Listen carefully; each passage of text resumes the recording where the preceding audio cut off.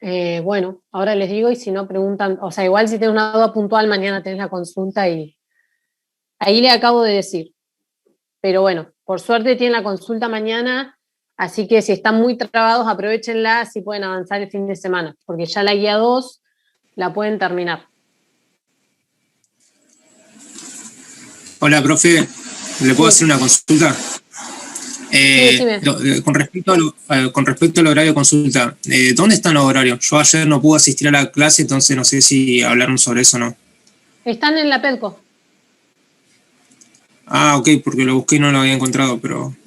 En donde dice Más que nada para cursada saber los horarios. termodinámica 2021, ahí les acabo de decir. Ah, Cuando ok, ingresan ese link, ahí tienen todos los horarios.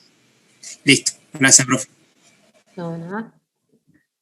Acá no sé qué pasó. Ahí ven la presentación. Sí, profesor, bien. Bueno, vamos a retomar así rápidamente un poco lo que vimos ayer, como para que lo vayan digiriendo, que es lo que tiene que ver con la unidad 2B, que nosotros habíamos visto ya el primer principio. En realidad vimos primero el experimento de Joule y cómo a partir de ese experimento se formulaba el primer principio para sistemas particulares hasta que llegamos a la formulación más general del primer principio. Y habíamos dicho que la habíamos obtenido solamente haciendo balances. Uy, discúlpenme 2 minutos.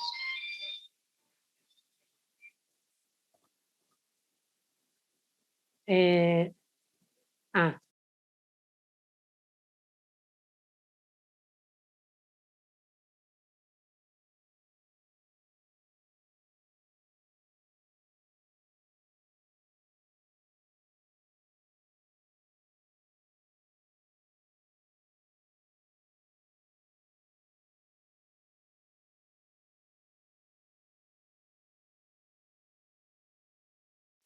ahí está, que justo me estaba llamando antes. Bueno, y habíamos visto que la obteníamos haciendo un balance de este tipo de sistemas en donde teníamos interacciones a través de la frontera. Y también habíamos dicho que siempre iba acompañado del balance de energía el balance de masas. Entonces, básicamente habíamos dicho que el balance de masas incluía todas las masas que entran y salen al sistema, y el de energías, todas las energías que entran y salen al sistema, y eso lo igualamos, por ejemplo, en el balance de masas, lo igualamos a la variación de masa en el tiempo, es decir, la masa que se acumula en el sistema, o la energía, en el caso del balance de energía, lo igualamos a la variación de energía en el tiempo. Y también yo les había comentado que el primer principio no tiene una deducción matemática, sino que se basa en lo que se observa en la naturaleza. Entonces, las masas que entran y salen modifican la masa del sistema y las energías que entran y salen modifican la energía del sistema. Y las modifican en el tiempo. Yo inicialmente tenía una masa y si entra y sale masa, entonces la masa de mi sistema va a cambiar en el tiempo. Y lo mismo ocurre con la energía. Además, habíamos visto algunos casos particulares, por ejemplo, cuando mi sistema se encontraba en régimen estacionario. ¿Alguno me puede decir qué significaba eso? Sus propiedades no cambiaban en el tiempo. Perfecto. O sea, ni la masa ni ninguna de las propiedades, energía interna, presión, temperatura, varían en el tiempo. Y también dijimos que si está en régimen estacionario, ¿cuáles eran los trabajos que no podía intercambiar el sistema? Expansión, compresión, técnico. Mecánico. No, técnico no. Ah, no, mecánico, sí. Sí, mecánico. Y el elástico. Y el elástico, perfecto. O sea, es más fácil decir que el único que puede intercambiar es el técnico.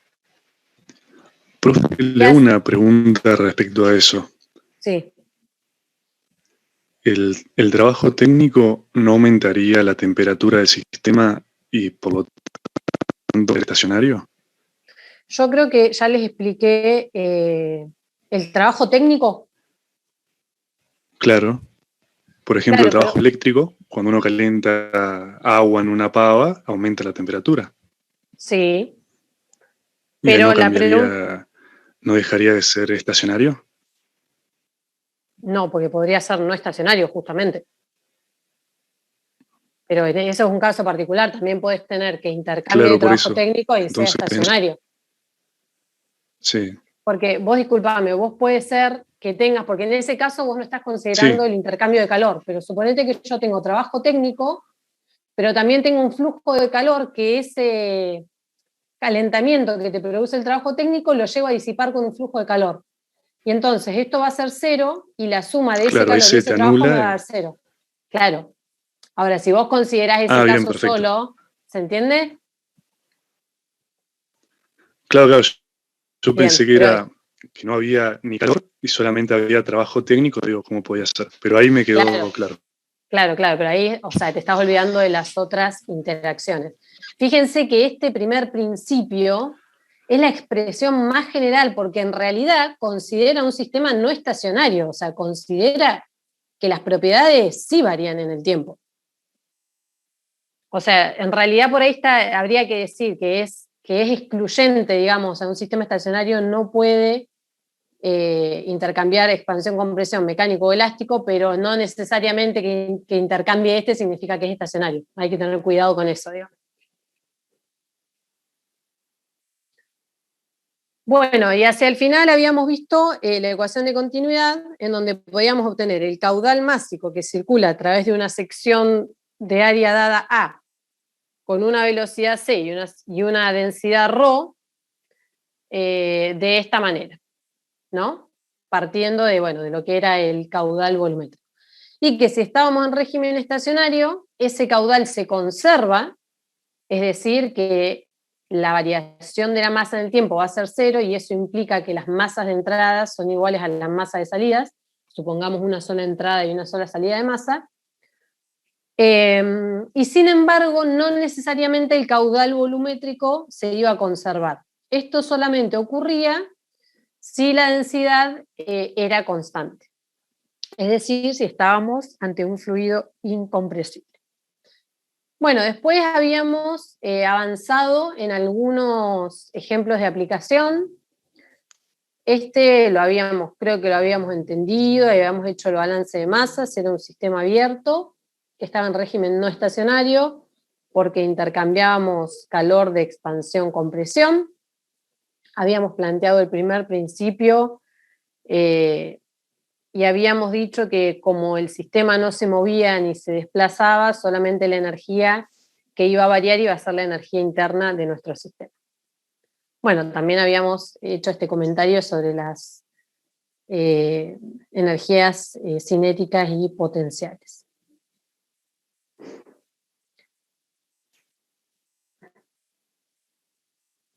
Y habíamos llegado también a este sistema, que lo habíamos clasificado como un sistema cerrado en régimen no estacionario. Si nuestra frontera del sistema incluía solo el gas, y yo recorro la frontera de mi sistema, puedo ver cuáles son las energías en tránsito.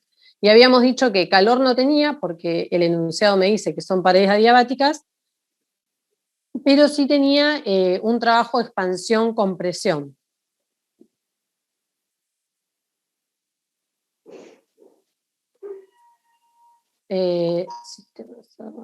Bueno, ojo con esto no significa que sea estacionario, sino que como es cerrado, no hay masas que entran ni que salen, y entonces por eso esto da cero. Bueno, habíamos planteado. Y también habíamos visto este sistema. Este sistema, que también lo habíamos clasificado como un sistema cerrado en régimen estacionario, en donde la frontera de mi sistema incluía solo al gas. Entonces, si yo recorro los límites del sistema, ¿cuáles son las interacciones que voy a ver? Los escucho. Calor y trabajo de expansión-compresión.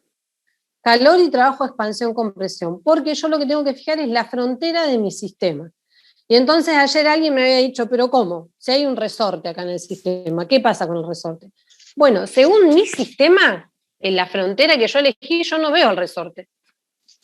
O sea, yo únicamente voy a ver un trabajo de expansión-compresión. Sin embargo, el resorte va a influenciar el balance de fuerzas para obtener la presión. O sea, porque está incluido indirectamente en la fuerza externa cuando yo haga el balance sobre mi émbolo. Entonces, si aplicamos primer principio, vemos que tenemos un trabajo de expansión-compresión en donde, uy, se me va el mouse, de expansión-compresión en donde en la presión va a estar incluida la presencia del resorte, pero no directamente, o sea, acá no voy a tener un trabajo elástico. Esto tiene que quedar claro. Y esto también tiene que quedar claro que no es porque sea régimen estacionario, esto se los voy a cambiar, porque les va a dar lugar a la confusión. Esto es cero porque no hay masas que entran y no hay masas que salen. Entonces, lo que significa que la masa permanece constante. Fíjense que para que un sistema esté en régimen estacionario se tienen que cumplir las dos condiciones, la de masa y la de energía, o sea, que ninguna propiedad varía en el tiempo, no una sola. Ahora, fíjense si yo tomo como sistema nada más el resorte, ¿qué va a pasar en este caso? A ver si alguien me puede decir cómo plantearía en primer principio. Y ya no tendría intercambio de calor y solo el trabajo elástico. Exactamente, porque tenemos una fuerza que está deformando al resorte. ¿Está bien? Entonces, si yo veo el término en el balance de energía, si yo veo el término de la variación de energía en el tiempo, vemos que ni la energía cinética ni la potencial del resorte van a cambiar, pero sí su energía elástica. Es decir, todo el trabajo del resorte se acumula como energía elástica. Y entonces si yo, bueno, acá, a ver, me parece que me falta una parte. Ahí está. Las animaciones, chicos, soy malísima, así que se lo pongo todo junto. Si yo planteo primer principio, voy a tener que la variación de energía en el tiempo del resorte va a ser igual a la potencia elástica. Fíjense que tengo un puntito. A este más me quedó colgado, así que no le den pelota. Fíjense que son consistentes mis unidades. Energía en el tiempo con potencia, que es energía en el tiempo. Entonces, si yo paso ahora este tiempo, está dividiendo la energía multiplicando, me va a quedar esta expresión. ¿Estamos de acuerdo? Sí.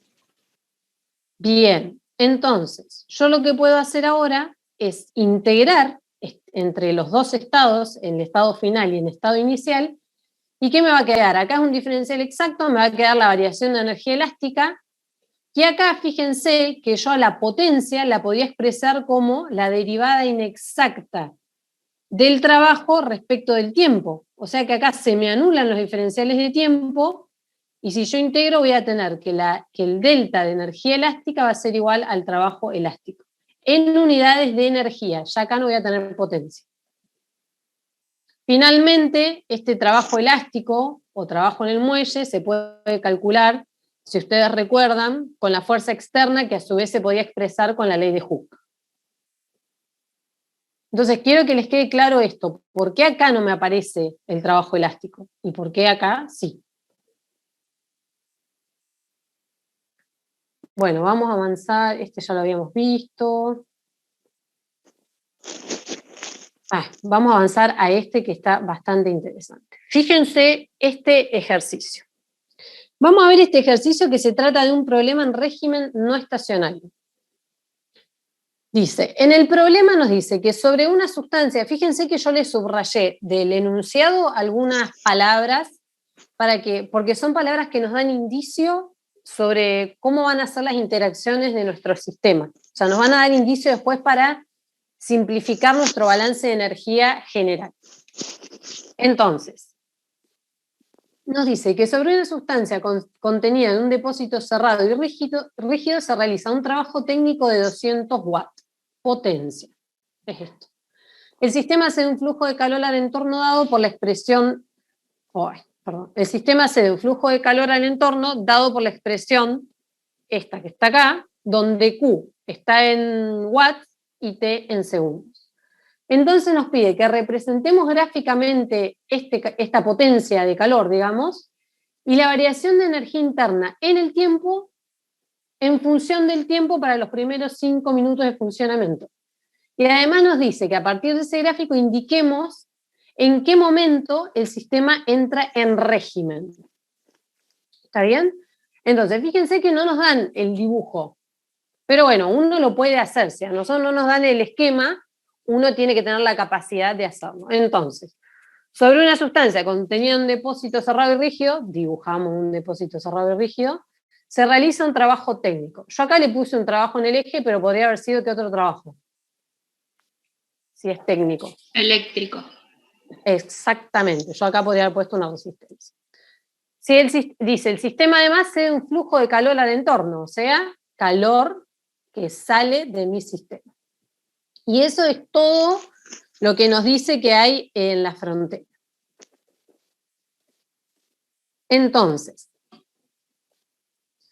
si nos dice que el trabajo, dice, sobre una sustancia se realiza un trabajo, ¿cómo creen que va a ser ese trabajo? ¿Entrante o saliente? Positivo. Positivo. Fíjense, esos son datos que ya tienen que tener, que tienen que ir teniendo en cuenta. Y además nos dice que el calor es cedido, eso es fácil, porque ya sabemos que va a salir de nuestro sistema, pero que es una función que depende del tiempo. Es decir, que el calor no es una potencia constante, sino que me va a ir variando en el tiempo. Entonces, el trabajo modifica las propiedades del sistema, haciendo que el sistema, a su vez, entregue calor al entorno. Entonces, vamos a ver, bueno, ¿qué sistema es? Sistema cerrado, claramente, en régimen no estacionario, porque además nos los dice, digamos, ¿no? O sea, nos dice que calculemos cómo varía la energía interna en el tiempo. Fíjense que anteriormente el enunciado era explícito y nos decía que este motor funcionaba en régimen estacionario. Acá estamos ante un sistema que no está en régimen estacionario. Entonces, tenemos nuestro sistema. Planteemos el balance de energía que vamos a tener. Dijimos que vamos a tener un flujo de calor que varía en el tiempo y por los límites tenemos trabajo técnico. El balance de masa directamente no lo hago porque es cerrado, o sea, no tiene sentido. Esto les queda claro. Entonces, nos dice que la variación de energía interna en el tiempo va a ser la suma de la potencia del calor más el trabajo técnico, cada uno con su signo. Entonces, como el trabajo técnico ingresa es positivo y el calor que intercambia como es cedido es negativo. Entonces a la expresión le pusimos un menos delante, que es lo que ven acá.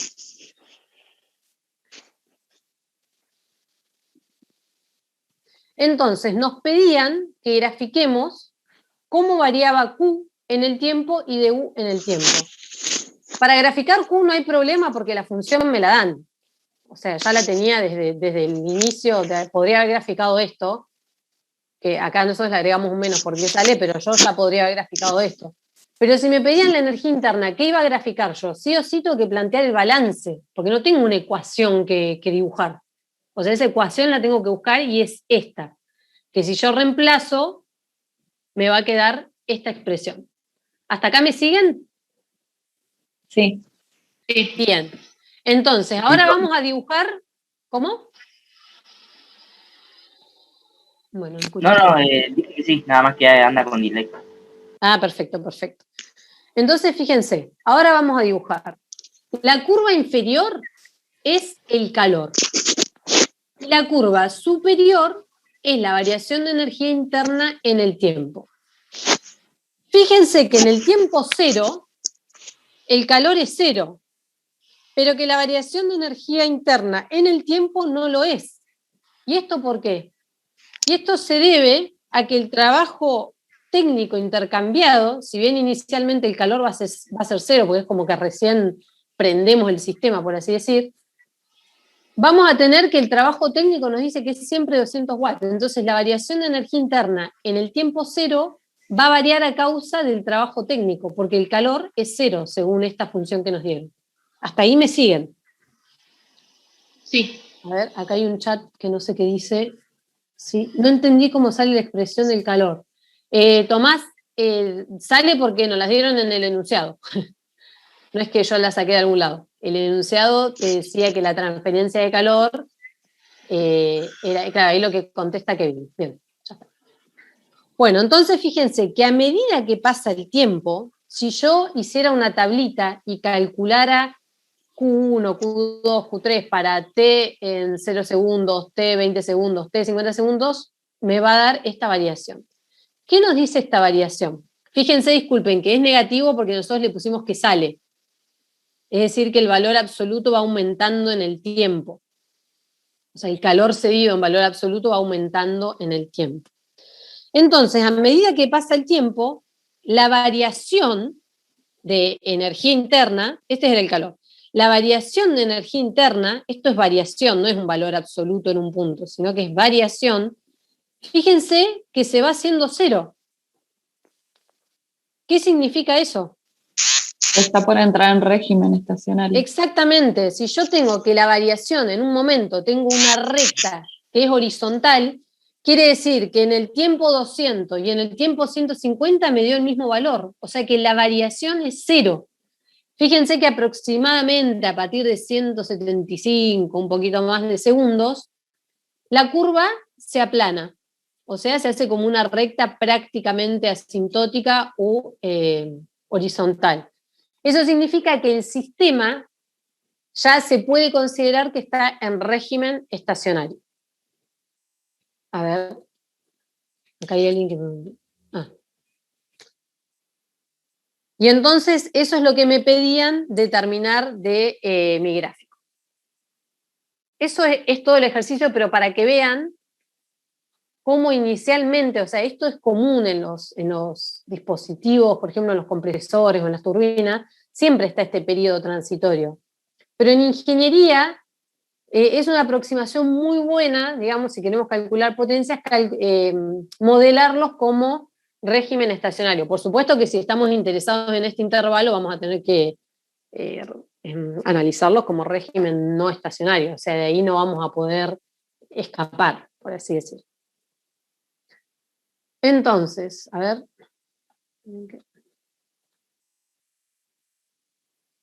Bueno, estos son dispositivos, esto en realidad es más informativo, pero que es para que puedan hacer el práctico, porque estos dispositivos van a aparecerles frecuentemente en los prácticos y hay que ver cómo se modelan.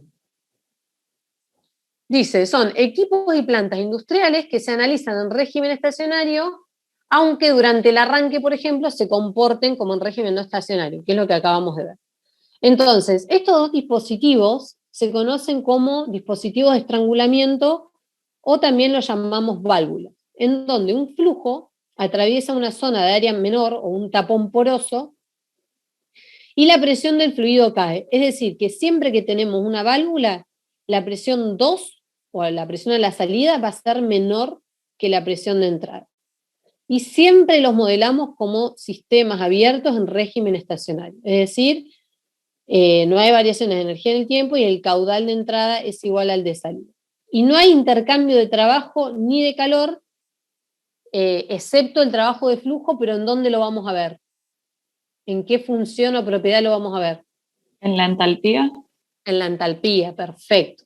Entonces, cuando vean estos dispositivos o les digan que el fluido atraviesa una válvula, siempre son adiabáticos, no existe intercambio de trabajo en el sentido de técnico, elástico o de expansión-compresión, y se modelan en régimen abierto y estacionario. El otro dispositivo que comúnmente van a analizar son las cámaras de mezcla, en donde ingresan dos corrientes con distintas condiciones, pero la misma presión, y se mezclan para dar lugar a una corriente, que por supuesto tiene la misma presión que las corrientes de entrada, que ¿qué va a hacer? Como funciona el régimen estacionario, la corriente que sale va a ser la suma de estas dos corrientes. Además, estas cámaras, además de modelarse como abiertas en régimen estacionario, se modelan como adiabáticas. Y bueno, por supuesto, también, al igual que esto, el trabajo de flujo se va a ver en la entalpía, pero no va a haber ni trabajo eléctrico ni nada de eso. Otro tipo de dispositivos que vamos a ver son los intercambiadores de calor. En los intercambiadores de calor hay dos fluidos que se encuentran a temperaturas distintas e intercambian calor. Uno de ellos se enfría, sí. Si no entendí mal, en el anterior, en válvula y cámara de mezcla, Sí. ¿los dos se modelan igual? ¿Cómo igual? ¿Dijo diabáticos abiertos y estacionarios los dos? ¿O... Sí. Igual, ok. pero obviamente acá vas a tener dos entradas y una salida, y acá una y una. Perfecto. O sea, el balance te va a quedar distinto, ¿no? Claro. Profe, ¿y a la hora del parcial eso lo escribimos o ya se asume directamente? O sea, ¿asumimos que era diabático y esas cosas? O Sí, sea- cuando les toca resolver una cámara de mezcla, se ponen las hipótesis que son adiabáticas. Igual, como nosotros lo vamos a ver como que son adiabáticas, a veces no es necesario que pierdan el tiempo escribiendo todo eso. Ponen Q igual a 0 y bueno, se entiende ya. Joya, gracias. ¿Está bien? Bueno, entonces habíamos dicho, los otros dispositivos que se modelan en régimen abierto y estacionarios son los intercambiadores de calor, que como les decía, generalmente son dos fluidos, uno que se calienta y el otro que se enfría. Entonces, el material, uno de los fluidos va por dentro de esta cañería y el otro que ingresa al dispositivo está en contacto con esta cañería y al pasarla modifica su temperatura. Entonces, ¿cómo creen que tiene que ser esta cañería? ¿Cómo tiene que ser la frontera? Diatérmica. Diatérmica, exactamente. Diatérmica, pero esta frontera exterior, la carcasa, tiene que ser adiabática, para que el intercambio de calor se concentre adentro y no se pierda calor en el exterior. Si uno hace el balance, son dos flujos entrantes y dos salientes.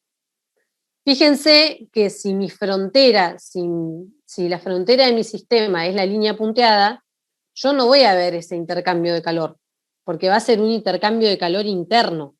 ¿Esto lo alcanzan a ver? Sí, profe. Es decir, que a través de mi frontera lo único que voy a ver son intercambios de masa. Y tampoco hay trabajo en el sentido de trabajo técnico, eléctrico, elástico. Sin embargo, si yo ahora aíslo únicamente, por ejemplo, el tubo que está en el interior, ¿cuáles son las interacciones que voy a ver? Ahí sí tengo intercambio de calor. Exacto, voy a tener intercambio de calor, además del flujo que entra y que sale. Y el otro dispositivo, tanto que se conoce como turbina axial, es un dispositivo cuyo propósito es producir trabajo a expensas de la expansión de un fluido. Y el compresor que tiene el funcionamiento opuesto, digamos, consume trabajo a costa de comprimir un fluido. También se modelan modelan como sistemas abiertos en régimen estacionario, pero en este caso intercambian un trabajo técnico. Fíjense, la frontera del sistema voy a tener un flujo entrante, un flujo saliente, y voy a tener un intercambio de trabajo técnico. Estos pueden intercambiar calor como no. O sea, muchas veces el enunciado les dice específicamente que el sistema intercambia calor. O sea que esto sí, es como les dije recién, y dependiendo del enunciado, puede intercambiar calor o no. Profe, Ahora y vamos a... Sí. perdón, en la turbina axial, entonces el trabajo sería de salida. Exactamente. En las turbinas los trabajos salen del sistema, mientras que los compresores consumen trabajo, es decir, entran al sistema.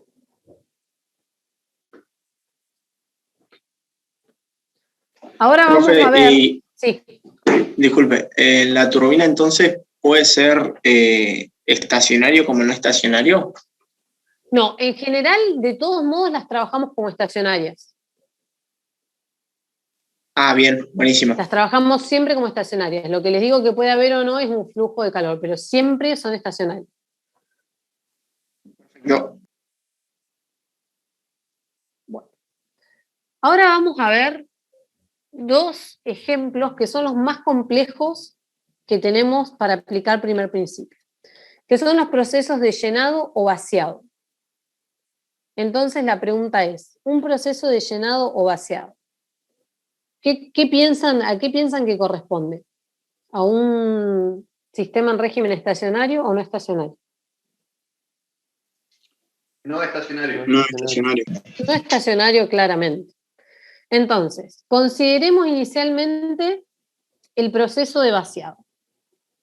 Tenemos inicialmente, por ejemplo, un tanque con un gas comprimido, y como está comprimido, la presión del gas es mayor que la atmosférica. Entonces, si yo abro la válvula, bueno, además nos dice que el calor intercambiado es 0 y que el trabajo intercambiado es 0.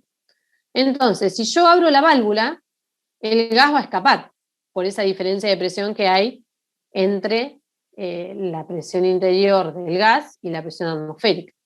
Entonces, ¿hasta qué punto va a escapar? Y hasta que la presión interior del tanque se iguale con la presión atmosférica. Y en ese punto entonces va a cesar, digamos, el vaciado. No se va a vaciar completamente, pero se van a alcanzar como una igualdad de presiones. Entonces, vamos a suponer que las fronteras de mi sistema coinciden con los límites físicos del tanque. Y entonces vamos a plantear el primer principio con estas hipótesis, ¿no? Que no hay calor intercambiado y que el trabajo intercambiado es 0. Que no hay calor intercambiado sí es una hipótesis, pero que no hay trabajo intercambiado en el sentido de técnico eléctrico lo veo del esquema.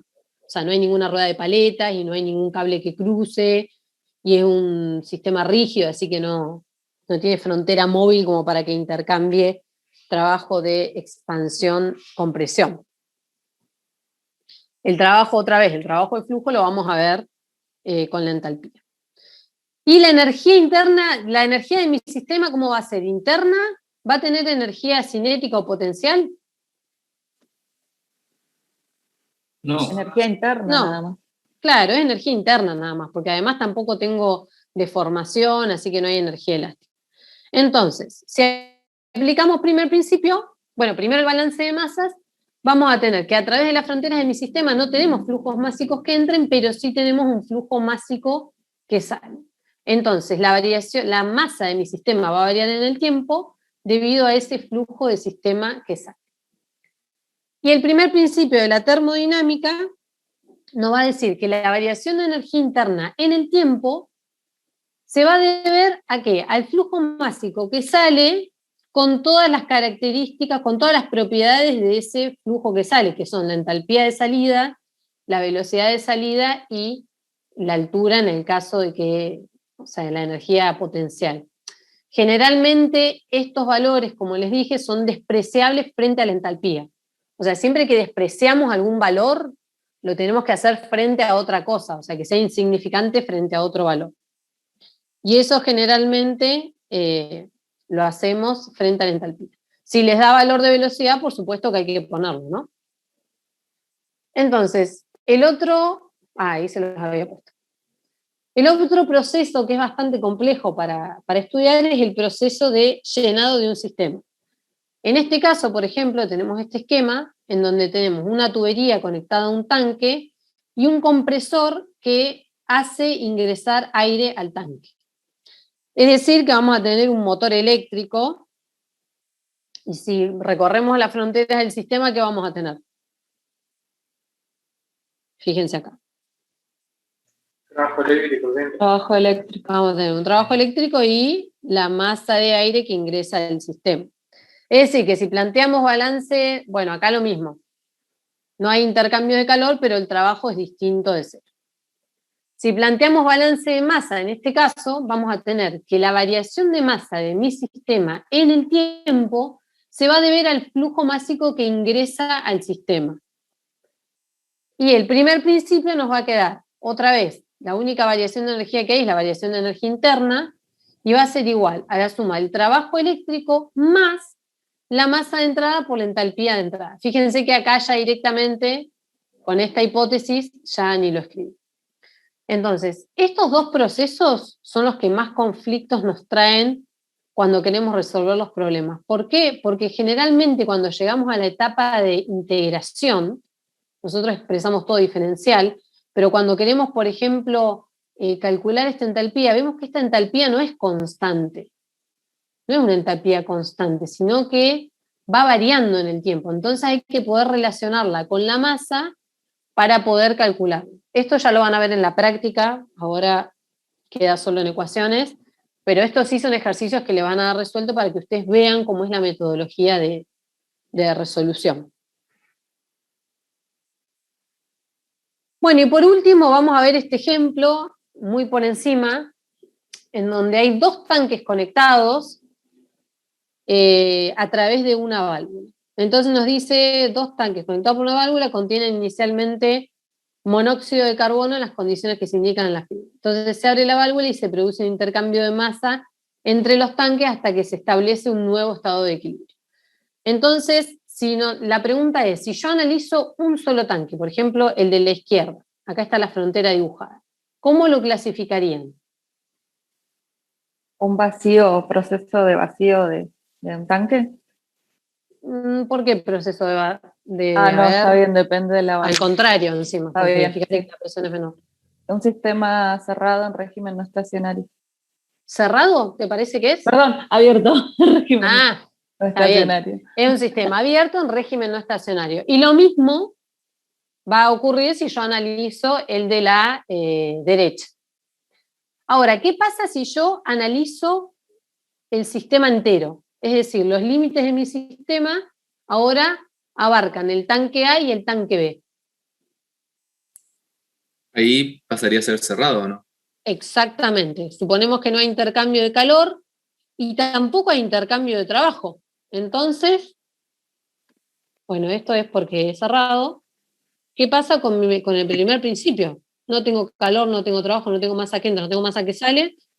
Me dice que la variación de energía... ¿Cómo? ¿Es aislado? Perfecto, está aislado. Entonces, acá hago lo mismo, paso el diferencial multiplicando por el 0, digamos, e integro entre el estado final e inicial la variación de energía interna. Esto me va a dar un delta, y como la energía interna es una propiedad extensiva, yo puedo escribir que la variación de energía interna de todo mi sistema es igual a la suma de la variación de energía interna de cada uno de los subsistemas, despreciando que acá hubiera alguna variación de algo, ¿no? Entonces, este tipo de problemas se usa mucho cuando veamos gas perfecto, que falta todavía, en donde la variación de energía interna de un sistema va a ser igual a menos la variación de energía interna del otro sistema. Es decir, que tienen que variar en la misma magnitud, pero en sentidos opuestos. Este tipo de problemas ya lo vamos a ver, pero bueno, es para que ustedes vean cómo, tomando los distintos límites, el resultado al que van a llegar es el mismo, pero la frontera me va a cambiar las interacciones. Y entonces, fíjense, primero era un sistema abierto en régimen no estacionario y pasó a ser un sistema aislado. Profe. Bueno, sí. Eso que plantea ahí es independiente de si las sustancias son las mismas o no. Claro, porque lo vas a tener acá. Después ya vamos a ver cómo, porque hasta ahora nosotros hacemos todas ecuaciones, pero después tenemos que ver cómo calculamos esto, ¿no? ¿Cómo calculamos las propiedades de la sustancia? Eso me va a depender claramente de lo que es la sustancia. O sea, yo voy a tener que poder calcular la entalpía de la sustancia bajo estas condiciones, etc. O tal vez voy a necesitar la masa molecular y eso, por supuesto, que va a depender de la sustancia. Si yo tuviera acá una mezcla de dos gases distintos, y bueno, lo tendré que tener en cuenta. Eso lo vamos a ver un poco más adelante. Bueno, esto se los voy a dar como tarea, y es, nosotros ya vimos esto, ¿qué era? Recién lo vimos. La válvula. La válvula. Bueno, quiero que hagan primer principio con las hipótesis que hicimos y tienen que llegar a este resultado. Y que hagan primer principio en el intercambiador de calor y tienen que llegar a este resultado. Después, si tienen alguna duda, lo vemos el lunes. El lunes de la clase que viene, sería la próxima clase, ¿no? Sí. ¿Podés un segundito así copio a qué tenemos que llegar? Sí, cópialo. Sáquenle una foto. Igual esto está en el, ¿cómo es? En las filminas, creo. Yo se las subí, las de sus. Las subí todavía porque vieron que tengo algunos errores y los tengo que ir corrigiendo. Bueno. Ahora, esto, chicos, acá termina la unidad 2, entera. Ya pueden hacer todo el práctico 2. Todo. Ahora vamos a comenzar. Bueno, acá había una filmina más, disculpen, que estos son los ciclos que vamos a... ¿Terminaron de copiar? Perdón que les pasé. Sí. Bien. Esta era la última filmina. Estos ciclos los vamos a poder resolver al final del cursado. Esto, por ejemplo, se tomó en un parcial una vez. Entonces, esto es para que ustedes vean, por ejemplo, si yo tomo este límite del sistema con la línea puntada violeta, el de la izquierda, ¿cómo es mi sistema? Supongamos que la planta está en régimen, o sea, ya está funcionando. ¿Cerrado? Perdón, ¿el violeta? Claro, el violeta, sí. Sí, cerrado, como dijo el compañero. Bueno, y este, por ejemplo... Ese es abierto. No, ese Este es es abierto. Fíjense que tiene las potencias acá, y acá va a tener una entrada y una salida de flujo, y acá tiene un ingreso de calor también. Fíjense que acá no son dos fluidos, es uno solo que pasa, así que acá hay un intercambio acá. Bueno, entonces ahí terminamos con la unidad 2. Ahora vamos a comenzar con la unidad 3. Y acá... bueno.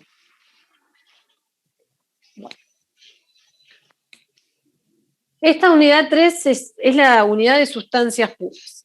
Nosotros en la unidad 2 vimos que aplicando un balance necesitamos conocer las propiedades, por ejemplo, presión, temperatura, entalpía, energía interna, para poder realizar los cálculos.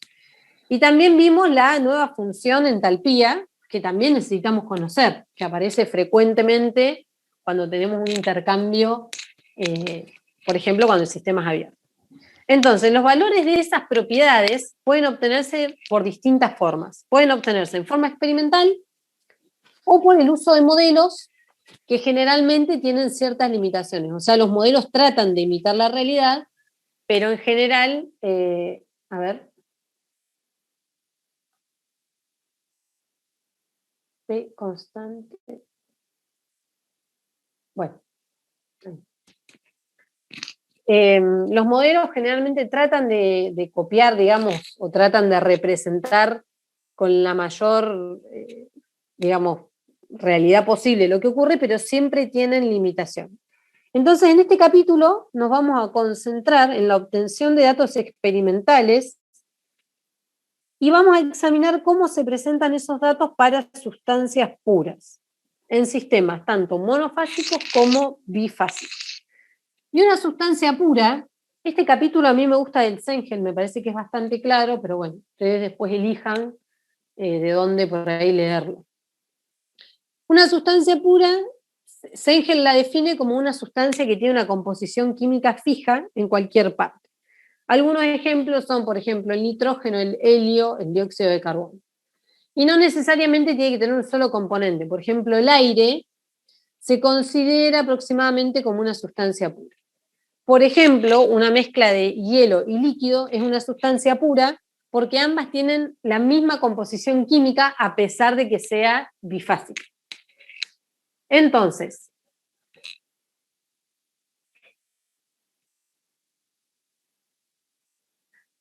en esta unidad vamos a empezar viendo cómo las sustancias puras cambian de fases y bajo qué condiciones de presión, temperatura, densidad lo hacen.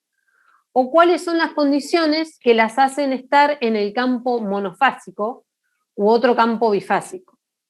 Esto tiene grandes aplicaciones en ingeniería, por ejemplo, en las plantas, por ahí los ingenieros en petróleo son los que van a estar más familiarizados con eso, en las plantas de destilación que tienen que separar fases y todo eso. Entonces uno tiene que saber bajo qué condiciones yo puedo separar una fase o bajo qué condiciones puedo entrar en el campo monofásico.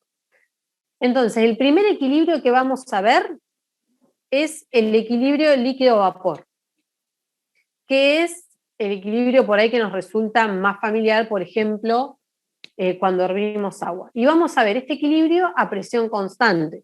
Por ejemplo, cuando alguien hierve en una olla de agua, nosotros esa olla está bajo la presión atmosférica, o sea, es a presión constante. Y como toda la termodinámica, vamos a estudiarlo a partir de un experimento. Y el experimento consiste en un cilindro émbolo que inicialmente tiene un líquido y el sistema recibe calor. Y entonces, como el émbolo superior está libre, este émbolo se expande contra la atmósfera a presión constante. Entonces, en la condición 1 tenemos líquido, o sea, tenemos una sustancia en estado líquido totalmente, y le entregamos calor. La masa del sistema es constante porque no se escapa, o sea, es un sistema cerrado, y la presión es constante porque sobre el sistema solamente actúan, la presión atmosférica, que es constante, y el peso del émbolo, en el caso de que lo tuviera, que también es constante. Es decir, que en el proceso la sustancia va a recibir calor a presión constante. Entonces, para hacer un seguimiento de lo que sucede con el estado de la sustancia, vamos a hacer uso de un gráfico temperatura, volumen específico.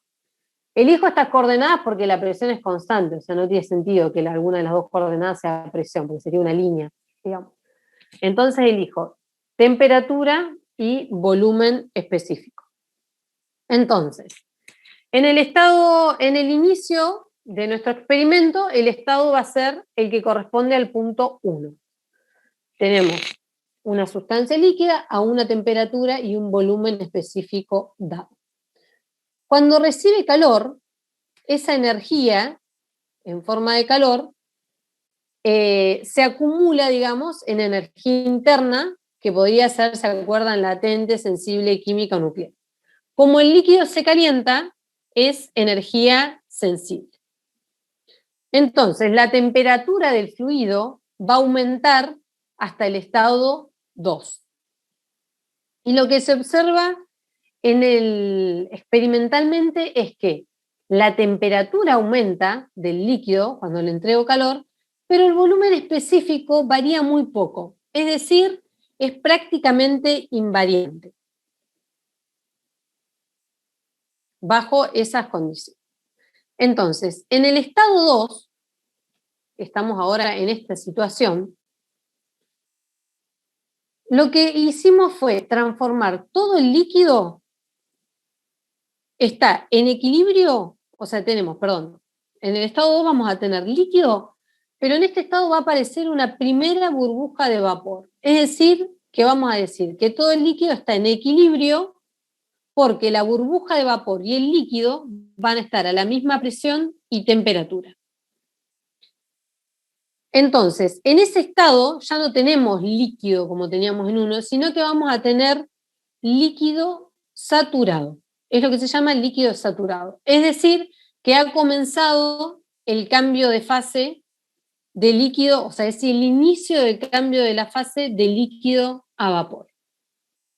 Si nosotros seguimos entregando calor a nuestro sistema, lo que se observa es que durante el cambio de fase, es decir, del punto 2 al punto 3, la temperatura no cambia. No cambia como en el caso del trayecto 1-2. De 2 a 3 no cambia. Hasta el punto 3 la temperatura permanece constante. Y a esa temperatura se la llama temperatura de saturación, como está indicado en el gráfico. Por supuesto que durante todo el proceso la presión se mantiene constante, así que de 2 a 3, además de tener presión constante, vamos a tener temperatura constante. A esa temperatura entonces dijimos que se la llama temperatura de saturación o de equilibrio líquido-vapor.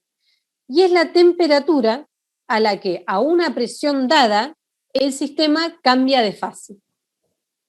Si la presión me cambia, o sea, si yo me voy a una presión superior, a una presión inferior, entonces esa temperatura va a cambiar. Pero la forma de la curva que vamos a obtener experimentalmente va a ser exactamente la misma. Entonces, ¿qué sucede en el punto 3? Dijimos que acá aparecía la primer burbujita de vapor, y a medida que sigo entregando calor va a haber cada vez más vapor y menos líquido.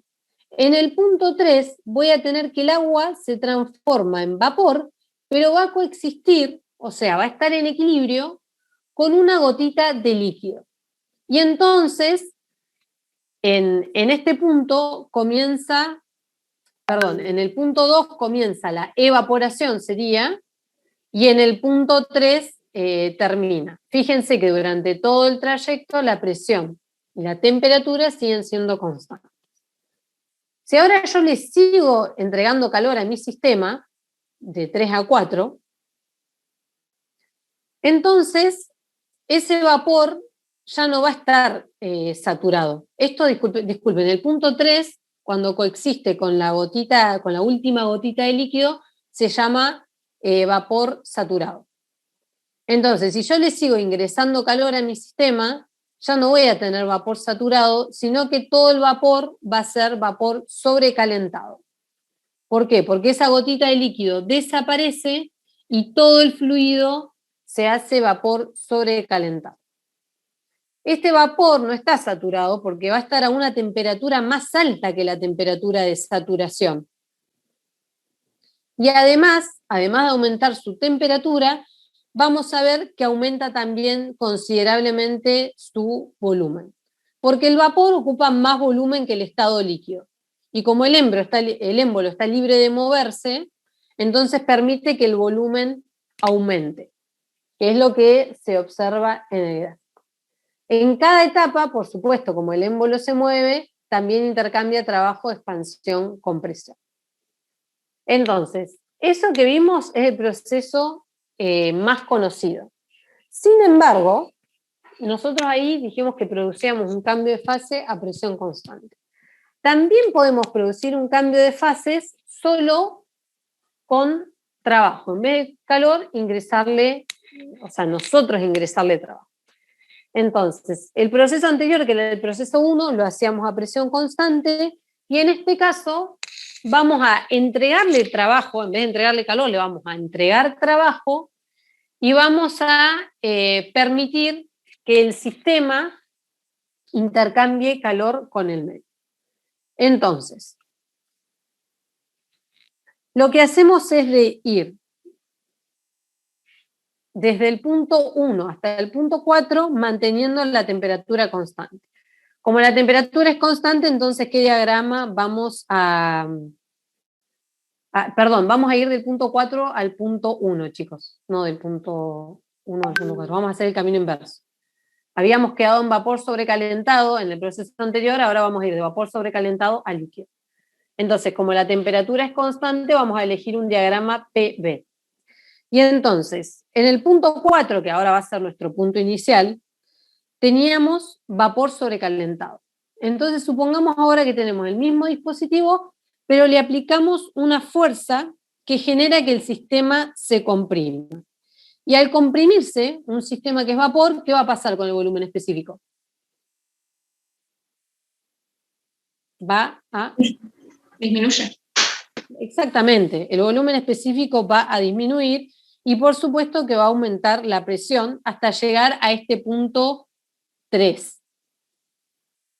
Entonces, en este estado 3 aparece la primer gotita de líquido, ya que nos estamos, digamos, con la fuerza de compresión que hacemos a las moléculas, las acercamos una a otra y entonces la fuerza de interacción entre moléculas se hacen más importantes y entonces el fluido comienza a condensar. Entonces, en el punto 3 vamos a tener la primer gotita de líquido. ¿Qué significa? Que vamos a tener vapor en equilibrio con una gotita de líquido, lo que significa que comienza el cambio de fase, pero esta vez no va a ser la vaporización, sino que va a ser la condensación. O sea, estamos yendo en sentido inverso.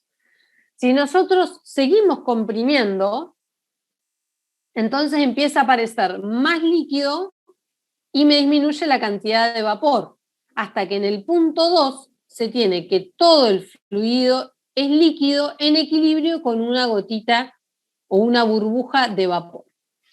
¿Puedo hacer Fíjense, una consulta? Sí. Se le llama líquido saturado por eso mismo que acabas de decir, porque está en equilibrio el líquido con una, en este caso, Exacto. Ok. Sí. Ahora vamos a ver cómo, más adelante, si llegamos, vamos a ver cómo es esa curva. En realidad es toda una curva de líquido saturado que se le llama de varias formas. Pero ahora vamos a ver. Entonces, fíjense, nuevamente, entre el estado 3 y el estado 2 no cambió ni la presión ni la temperatura, porque dijimos que el proceso era a temperatura constante. Y ahora esa presión a la cual se produce el cambio de fase es lo que se conoce como presión de saturación. Si sigo comprimiendo más, sigo aumentando la presión hasta que de 2 a 1, todo el líquido saturado se transforma en líquido. Lo que se manifiesta también en una disminución, se manifiesta en un aumento de presión abrupto y una disminución prácticamente despreciable del volumen específico. Observen también acá en el gráfico que además del trabajo, digamos, que yo estoy ingresando en la compresión, también hay calor intercambiado. Y eso es porque todo el proceso nosotros dijimos que lo íbamos a hacer a temperatura constante. Entonces, si yo lo analizo, al comprimir el fluido, la temperatura va a tender a aumentar porque aumentamos la presión. Entonces, la única forma de que eso se mantenga a temperatura constante, es decir, el proceso sea isotermo, es que permitamos el intercambio de calor y la temperatura se iguale con la del ambiente externo. Es decir, que entre cada etapa de compresión, entre etapa y etapa, yo voy a esperar unos segundos hasta que las temperaturas se anule, digamos, el gradiente de temperaturas entre el entorno y el sistema, y por lo tanto va, digamos, a estabilizarse ese gradiente de temperatura. Entonces va a haber un ingreso de trabajo y una salida de calor. Sí o sí, para mantener la temperatura constante, tiene que intercambiar calor para que no se caliente. Entonces, también, así como fui, digamos, de vapor saturado a líquido saturado, podría ser el proceso inverso, y en este caso, entonces, tendría que realizar una expansión. O sea, quito la fuerza con la que comprimo, dejo el émbolo libre y le entrego calor al sistema. De esa forma, el émbolo, en vez de entregarle trabajo al sistema, el émbolo va a comenzar a entregar trabajo y volvemos al problema anterior, donde el proceso era isobárico. Entonces, el proceso que va desde líquido saturado a vapor sobrecalentado, pasando por el equilibrio, que es la trayectoria, disculpen, volvemos acá, el proceso, la trayectoria 2-3, que va desde líquido saturado a vapor saturado, es decir, en este estado que tengo líquido coexistiendo con una gotita, con una burbuja, perdón, de vapor. Y en el estado 3 tenemos líquido coexistiendo, perdón, en el estado 3 tenemos vapor coexistiendo con una gotita de líquido. ¿Está bien? Ahí me parece que los mezclé. ¿Me siguieron o se perdieron? Sí, se entiende. Bueno.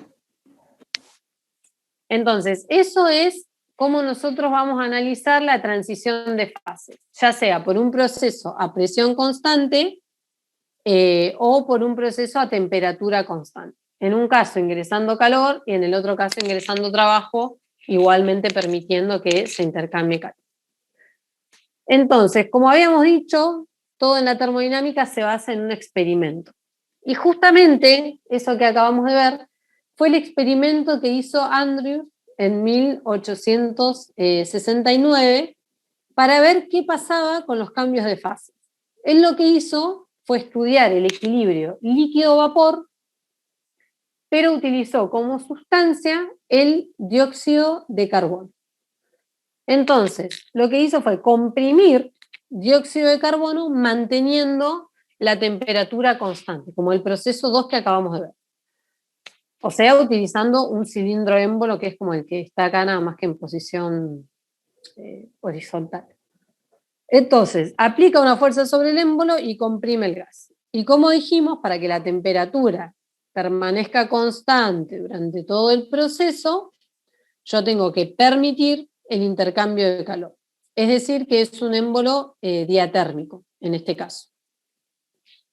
Él eligió como temperatura del experimento 20 grados centígrados. Es decir, que en todo el proceso el gas está en equilibrio térmico con el ambiente, que generalmente podemos considerar 20 grados centígrados, por ejemplo.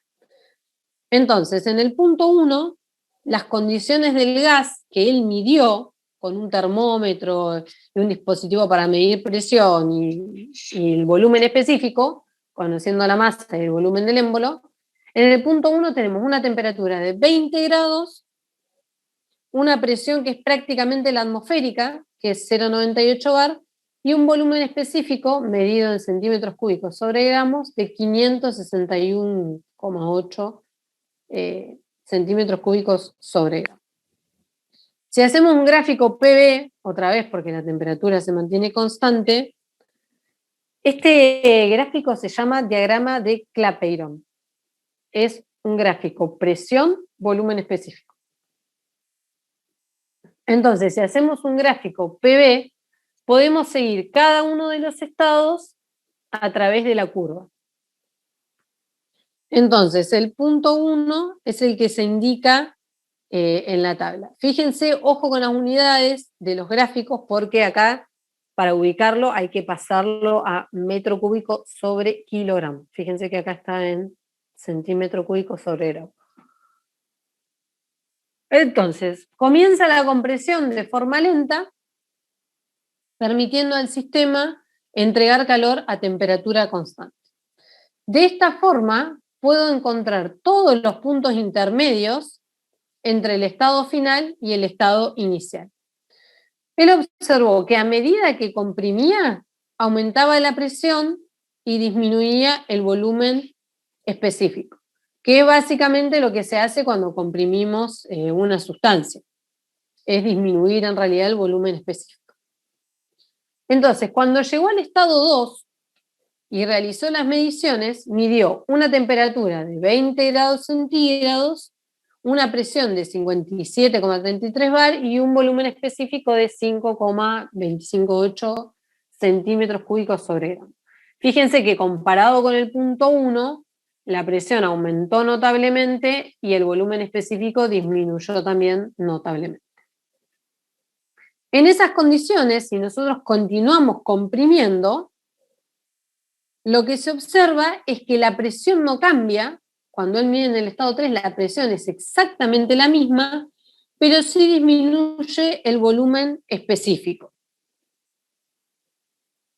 Esto lo ven, ¿no? Sí. Entonces, si continúo comprimiendo a partir del punto 3, o sea, de 3 a 4 me voy a dirigir, vamos a ver que la presión aumenta muchísimo, pero el cambio de volumen es insignificante. Fíjense que el volumen específico en el punto 3 es de 1,25 y en el punto 4 es de 1,18. O sea, la variación es muy pequeña, pero la diferencia en presiones es prácticamente el doble. Es decir, que en el tramo 3-4 yo tengo que realizar mucho trabajo sobre el gas para lograr cambios muy pequeños de volumen específico. Entonces, Andrews lo que hizo... Ya está hecho líquido, ¿no? ¿Cómo? Eso es porque ya condensó, digamos, es un... Claro, líquido, exactamente, ¿no? es un líquido y ya vamos a ver que los líquidos son incompresibles, digamos. Y por eso es que el volumen específico prácticamente no varía. Entonces, Andrews repitió el mismo experimento, exactamente el mismo experimento, pero a distintas temperaturas. Y obtuvo el siguiente gráfico, que vamos a ver acá. Fíjense en el gráfico. A 20 grados centígrados sería la isoterma que les estoy marcando con el mouse, que va para arriba. Fíjense que es un diagrama PV, va para arriba o entra en este plató, digamos, en esta curva horizontal y sigue por acá. Igual que la forma que teníamos en el experimento, nada más que era una sola curva aislada. Entonces, a 20 grados centígrados es la primera isoterma que usó Andrews. Cuando lo hizo a temperaturas más bajas, por ejemplo 10 grados centígrados o 0 grados centígrados, observó que el comportamiento era el mismo que a 20, solamente que la diferencia entre los volúmenes específicos del punto 2 y 3, o sea, de este segmento, era mayor a medida que bajaba, que disminuía la temperatura. Y si en cambio lo hacía a temperaturas mayores que 20 grados, supongamos, no sé, 25 grados centígrados o 28 grados centígrados, ocurría lo contrario. La diferencia entre los volúmenes específicos del punto 2 y el punto 3 disminuía. Entonces, lo que él hizo fue, comprobó que se unía todos los estados del punto 3. Acuérdense, vamos a volver para atrás, acá tengo el punto 3 y acá tengo el punto 2. Entonces, si él unía todos los estados del punto 3 a todas las temperaturas y todos los estados del punto 2 a todas las temperaturas, en el gráfico queda definida una campana. ¿La logran ver? Sería, a ver. Sí, sí. Ahí la marqué muy precariamente con un color. Entonces, esa campana es la que se conoce como campana de Andrews. Y lo que vio Andrews fue que dentro de la campana el fluido estaba cambiando de fase. Es decir, que cuando la presión y la temperatura se mantenían constantes a una temperatura dada, digamos, cuando la presión en realidad se mantiene constante si el experimento es isotermo, lo que observó es que ocurría un cambio de fases. Entonces, en la zona de los estados 1 a la derecha de la campana, para una temperatura dada, todo el fluido es un vapor. Es decir, que si yo tengo, por ejemplo, mi isoterma de 20, toda la zona de 1, o sea, del punto 2, perdón, hacia la derecha, vamos a estar en una zona de vapor. En donde en el estado 2, que sería acá, en el punto sobre la línea de vapor saturado, el fluido comienza a condensar. Es decir, que aparece la primer gotita de líquido. Si seguimos comprimiendo, nos vamos a desplazar por dentro de la campana a temperatura constante, en donde va a aparecer cada vez más líquido y menos vapor, hasta que en el punto 3 todo es líquido excepto una burbuja de vapor, que es lo que se conoce como la línea de líquido saturado.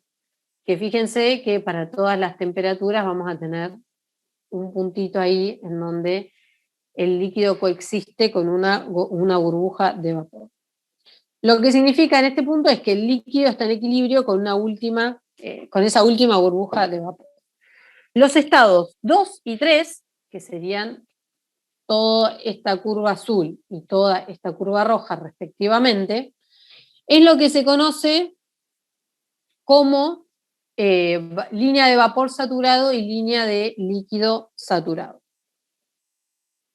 ¿Está bien? Si yo sigo comprimiendo del punto 3 al punto 4, que estaba por acá arriba, entonces estoy comprimiendo un líquido y es por eso que el volumen disminuye poco y la presión aumenta tanto. ¿Hasta acá me siguen, chicos? Sí, profe. Sí, profe. No tienen ninguna pregunta. Esto es bastante fácil, creo. Entonces, es decir, que del punto 3 hacia la izquierda, ¿qué voy a tener? Si voy sobre un isoterma, ¿qué voy a tener? Líquido. Voy a tener la sustancia en estado líquido. Fíjense que la campana, además de estas dos curvas que yo les marqué, tiene un punto extremo. ¿Ese punto extremo alguien sabe cómo se llama? ¿Punto triple? No. ¿Crítico? Punto crítico. Crítico, exacto. Fíjate que cuando el punto triple te lo dice el nombre, tienen que coexistir 3 fases. En realidad es una línea, sí, punto triple lo dice. Este punto superior de la campana se llama punto crítico. Y es un punto que tiene propiedades características. Es decir, tiene una presión que se denomina presión crítica, que está marcada acá. Tiene un volumen, que se llama volumen crítico, que está marcado acá, y se encuentra sobre una isoterma que se llama isoterma crítica, que ahora lo vamos a ver en otra filmina. Y fíjense que el punto crítico, ahora lo vamos a ver mejor en otra filmina, está sobre un punto de inflexión. La isoterma sería esta que va por acá, si me siguen el mouse. No la línea azul, sino la isoterma que bordea y que acá presenta el punto de inflexión. Ese punto crítico es característico de cada sustancia. Por ejemplo, la temperatura del punto, el punto crítico del dióxido de carbono, que fue en la sustancia que usó Andrews, es de 30,98 grados centígrados y está marcado ahí. Fíjense que esto, que el dióxido de carbono tenga este punto crítico, fue lo que le permitió a Andrews realizar las observaciones sobre el cambio de fase, porque estaba trabajando por debajo de la presión crítica. O sea, porque nosotros vemos que los cambios de fase, que son estas líneas horizontales, se encuentran por debajo de la presión crítica. Y como él estaba trabajando a temperatura ambiente, pudo observar esos cambios de fase.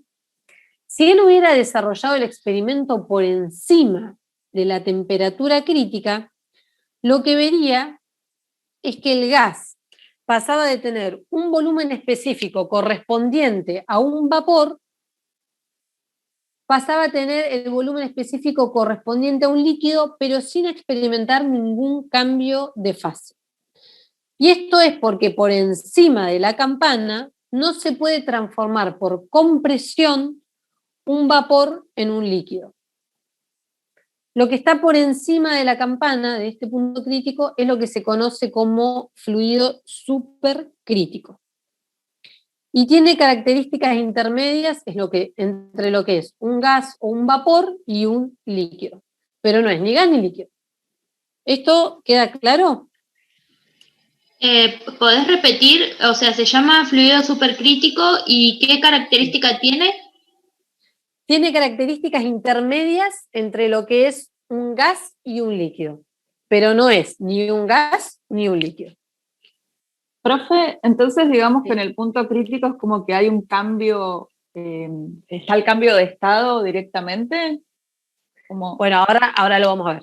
Okay. Exactamente. O sea, en ese cambio, en ese punto es como que la diferencia de volúmenes no existe. O sea, está bien. El volumen específico del vapor y el líquido se igualan y es igual a ese volumen crítico. O sea, no tendrías que hacer ninguna energía para pasar de un estado al otro. Está bien la interpretación que hiciste. Entonces, ¿qué significa esto?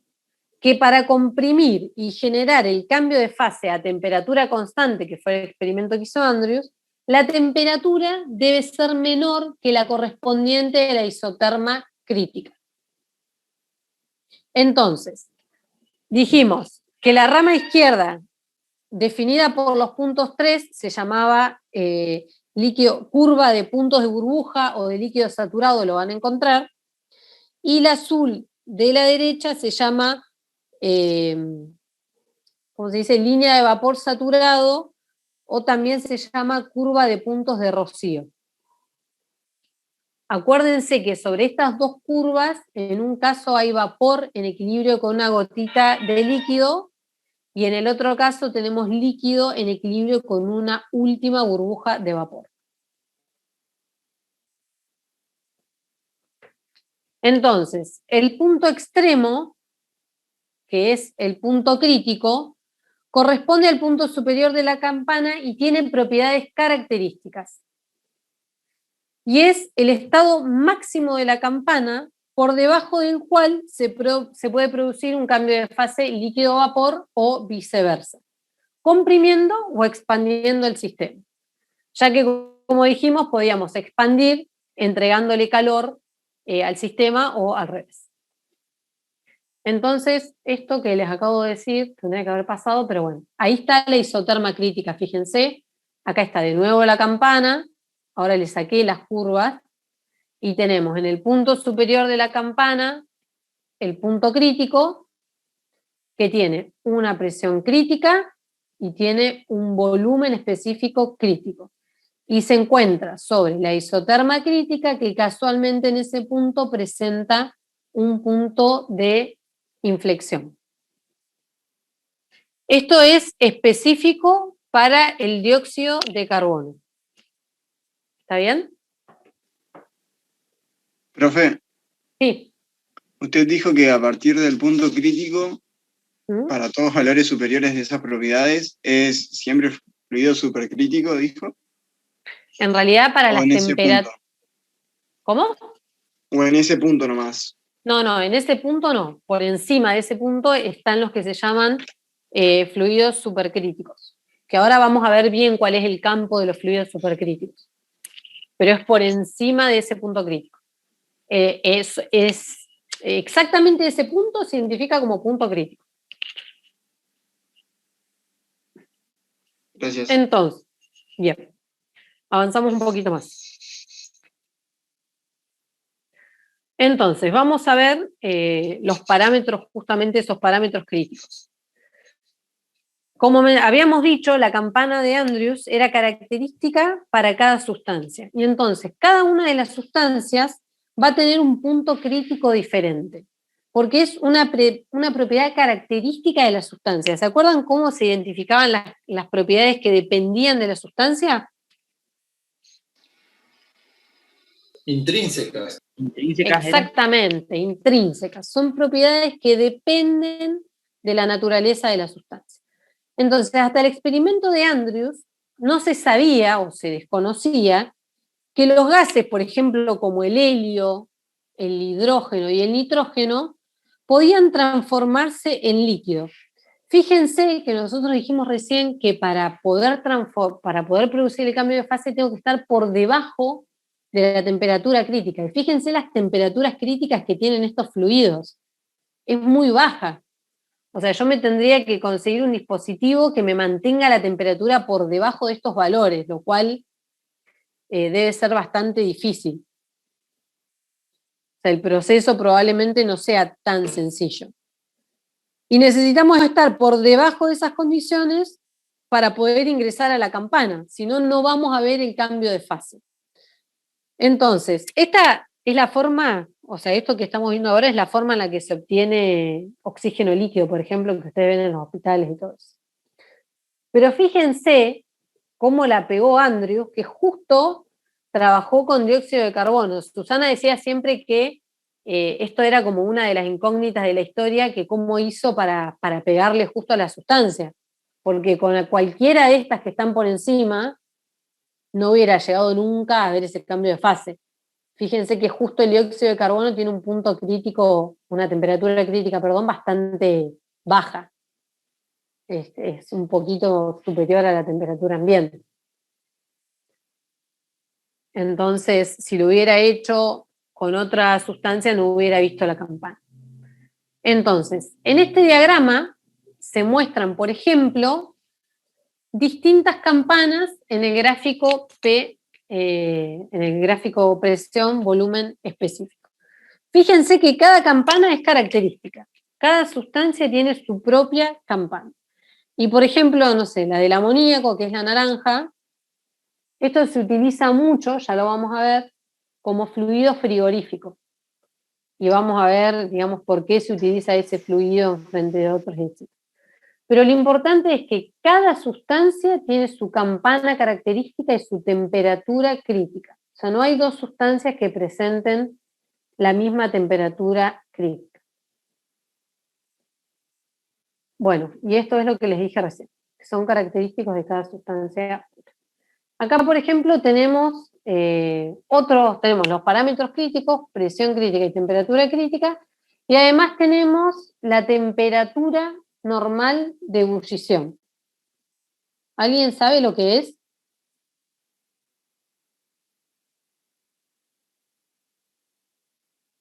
¿Qué cosa, profe? Si alguien sabe lo que es la temperatura normal de ebullición, esta que dice T-boil.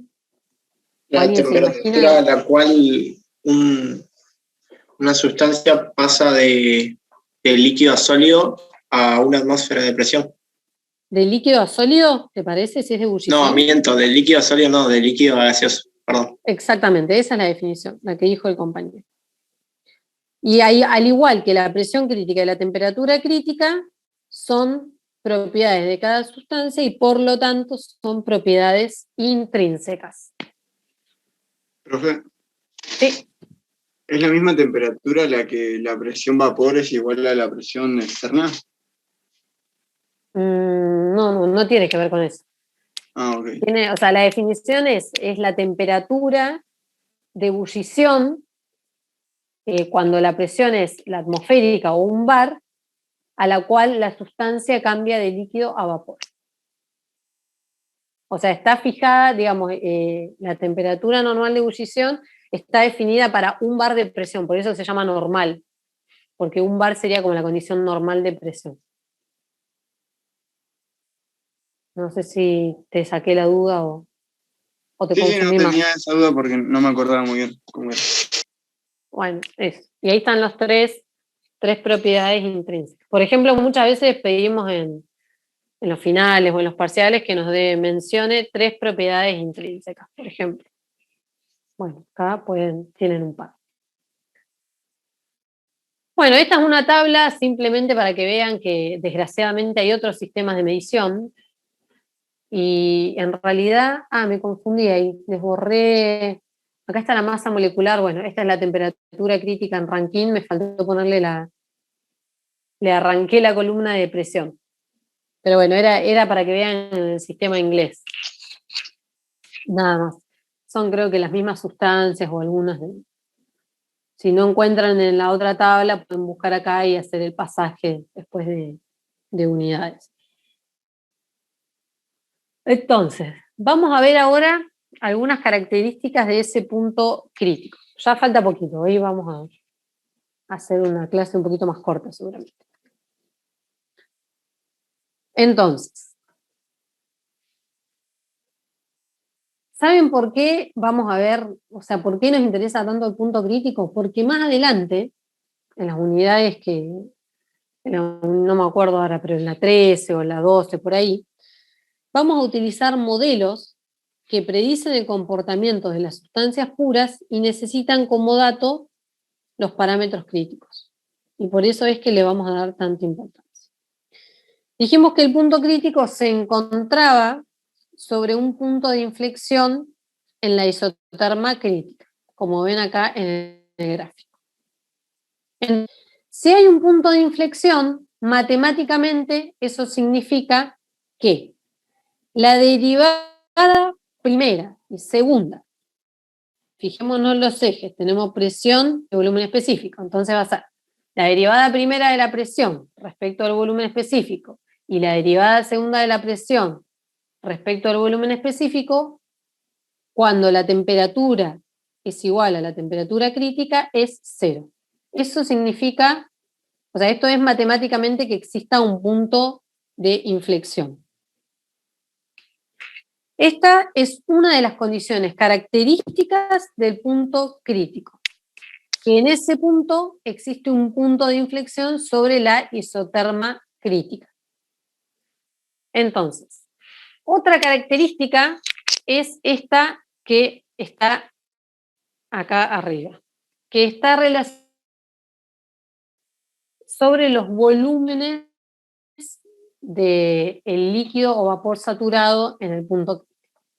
Fíjense, para cada volumen que esté sobre la curva de líquido saturado, que habíamos dicho que era esta rama de la campana de la izquierda, al volumen lo vamos a identificar como una B', como se ve acá abajo. Y a los que se encuentran sobre la línea de vapor saturado, que es esta rama derecha de la campana, los vamos a identificar como volumen con 2 comillas o volumen doble'. Es decir, que si por ejemplo yo les pregunto o les pido que den los volúmenes de vapor saturado y de líquido saturado en la isoterma de 66,12 grados, ustedes van a buscar la isoterma de 66,12 grados. ¿Y dónde van a leer esos volúmenes? Alguien que me diga. ¿En los extremos de la campana? En los extremos de la campana. O sea que a 62,12 grados centígrados, el volumen de vapor saturado, que es B doble prima, lo van a leer acá, y el volumen de líquido saturado lo van a leer acá. O también les podría haber pedido, por ejemplo, que lean los volúmenes a 75 bar. Y entonces van a ir con la presión hasta que cortan las dos ramas de la campana. Perdón, no escuché. Esos dos volúmenes, o sea, siempre tienen que estar debajo de la temperatura crítica. No, ahora claro, estoy dando porque es un ejemplo para que vean, claro, sí, igual sí, porque si estamos sobre la campana. Claro, están dentro de la campana. Claro, si está en el borde de la campana, acuérdense. Sí. Sí, está bien. O sea, lo único que estoy viendo es para que aprendan esta nomenclatura, que siempre que vean un volumen específico con una coma, se va a referir a un volumen específico de líquido saturado, a las condiciones que esté determinado, y cuando vean un volumen específico con doble coma, se va a referir al volumen específico sobre la línea de vapor saturado. Eso no. Entonces, fíjense que cuando hay equilibrio, o sea, cuando estamos dentro de la campana, el volumen específico, tanto del vapor como del líquido saturado, como del vapor saturado, van a estar a la misma presión y temperatura. Y además, como habíamos dicho, si nosotros aumentamos la temperatura, que las isotermas aumentan hacia presiones positivas, digamos, hacia presiones cada vez mayores, a medida que aumentamos la temperatura, las diferencias entre el volumen específico del vapor saturado y el volumen específico del líquido saturado se hacen cada vez más chicas. ¿Hasta dónde? ¿Hasta qué punto se hacen chicas? Hasta el punto crítico. ¿En dónde? La diferencia entre el volumen específico del líquido saturado y el del volumen específico del vapor saturado se hace cero. Y eso es lo que se denomina volumen crítico, directamente. ¿Esto lo ven? Está acá, escrito acá arriba también. Esa es la otra condición de este punto. Que la diferencia entre el volumen específico del vapor saturado y el volumen específico del líquido saturado en la isoterma crítica es cero. Y entonces definimos directamente un volumen crítico que es un punto. Y lo leemos acá abajo. La tercera y última característica de este punto crítico es que si nosotros trabajamos por encima de la isoterma crítica,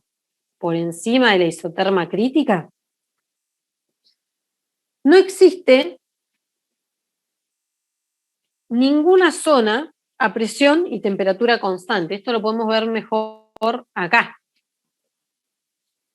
Fíjense, estas son isotermas que están por encima del punto crítico, 40, 50, 60 grados.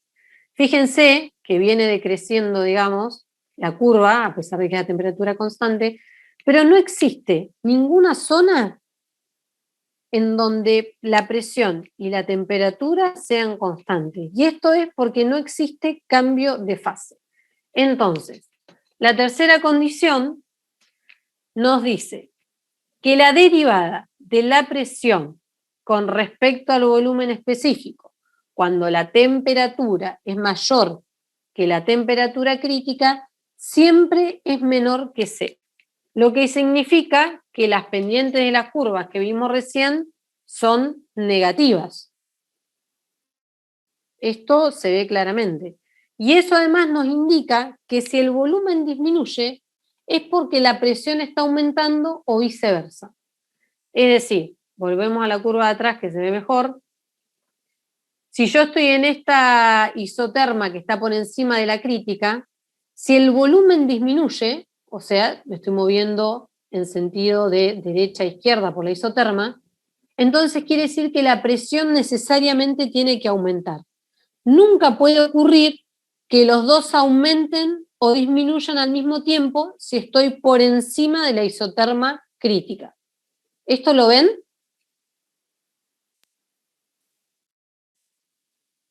Perfecto. Entonces, fíjense que este criterio no ocurre por debajo de la isoterma crítica, porque hay zonas en donde esta derivada, ¿cómo es? Dentro de la campana, ¿cómo es esta derivada? Mayor Cero. Cero, porque la diferencia de presiones, como dentro de la campana se mantiene constante, el delta P es cero. Entonces, dentro de la campana esta derivada se hace cero y este criterio no se cumple. O sea, esto se cumple solo, que se llama criterio de estabilidad mecánica, solo para temperaturas por encima de la temperatura crítica. Hasta acá vamos bien. Sí, profe, perdón. Le quería preguntar. Decime. ¿Puede repetir lo que dijo de la temperatura crítica? O sea, por encima de la isoterma crítica, ¿qué es lo que pasa? ¿La presión ya no puede ser constante? O sea, el gráfico no va a tener ninguna... Por encima, vamos a volver al grafiquito de atrás que se ve más claro. Fíjate, la isoterma crítica para el dióxido de carbono es de 30,98 grados centígrados. ¿La ves? Es la que está marcada en azul. Sí. Bueno.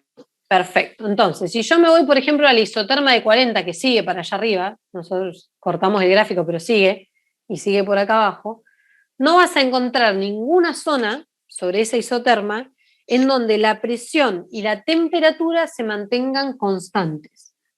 Como sí ocurre, en cambio, por debajo de la isoterma crítica. Fíjate, por ejemplo, la isoterma de 20 grados que viene acá arriba.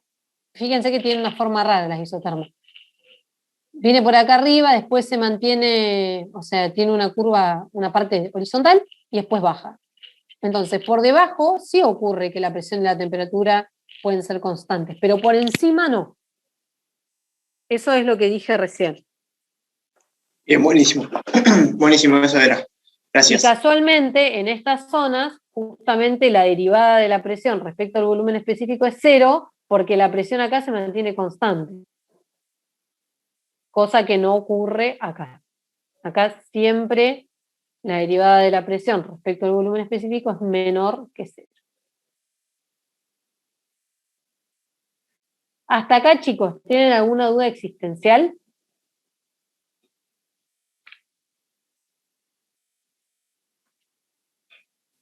Yo no entendí muy bien el primer punto.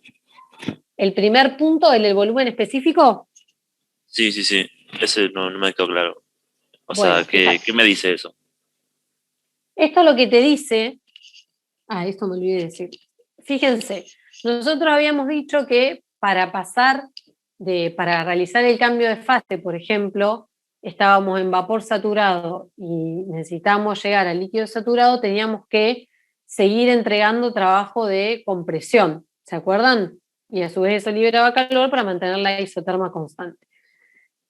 Fíjense que a medida que yo aumento la temperatura y me acerco a la crítica, ese trabajo que voy a tener que entregar para variar el volumen va a ser menor. O sea, acá en el punto crítico, como no tengo diferencia de volúmenes, no voy a necesitar energía para cambiar de vapor a líquido. Eso es lo que dice este punto. O sea, porque el volumen es uno solo. En realidad en ese punto ni siquiera hay un cambio de fase, digamos, porque justo estamos por encima del punto crítico.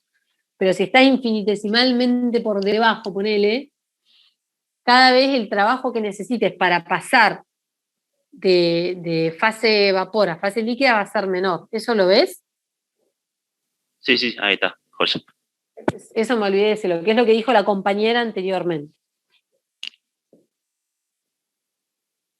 Entonces, directamente en el punto crítico lo llamamos volumen crítico. No hacemos diferencias entre vapor o líquido porque es un punto, justamente. Ahora, sobre la campana, sí son.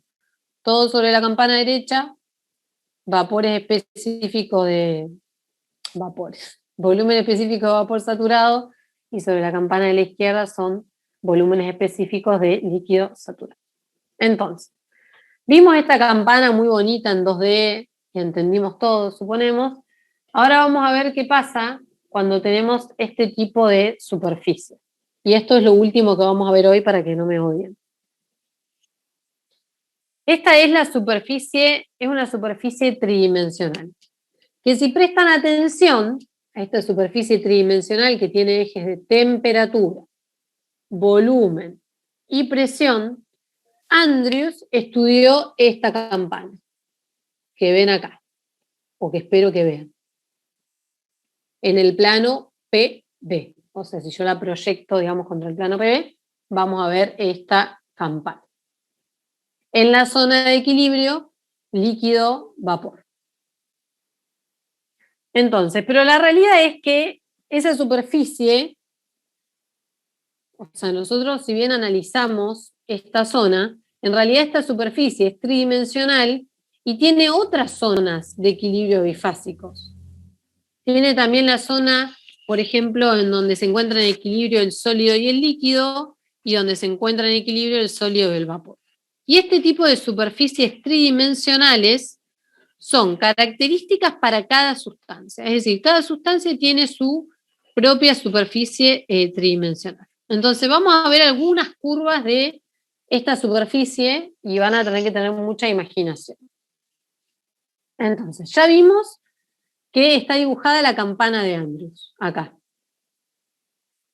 Vimos este punto C, ¿cuál es? El crítico. El punto crítico. También vimos esta línea que ¿cómo se llama? La línea de vapor, pero ahí le llaman línea de... Bueno, también se llama... Sí, exactamente. Es la línea... ¿Es la de temperatura crítica? No, la de temperatura crítica es esta por atrás. Está por acá, ¿la ves? La de vapor saturado.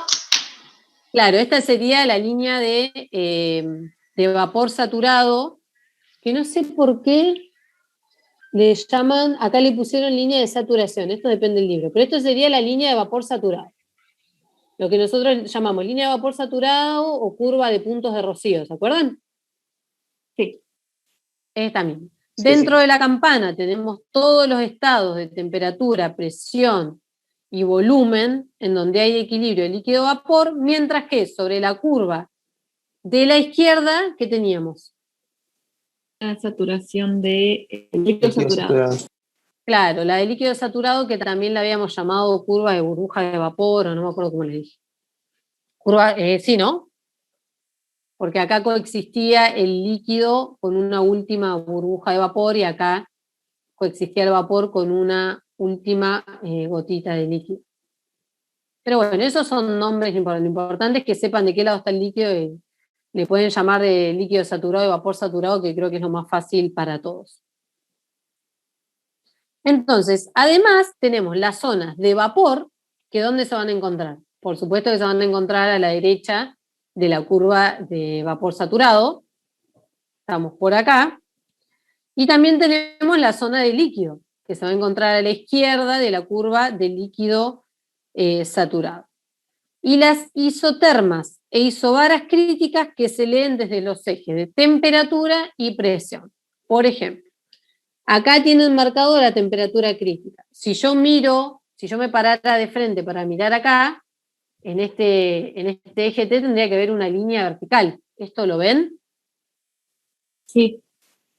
Pero bueno, como la superficie es tridimensional y no es plana, fíjense que tiene muchas curvaturas, yo la voy a seguir a temperatura constante, a mi isobara crítica, va a pasar acá por el punto crítico y va a seguir hacia arriba.